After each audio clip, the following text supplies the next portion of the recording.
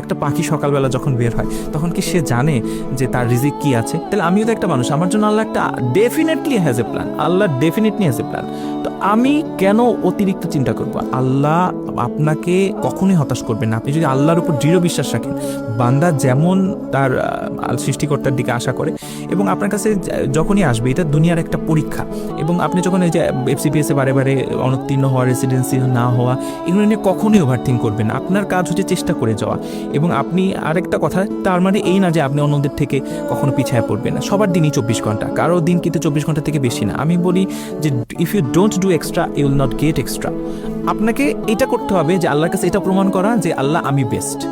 আমি অন্যজন 12 ঘন্টা পরিশ্রম করলে আমি 13 ঘন্টা করি।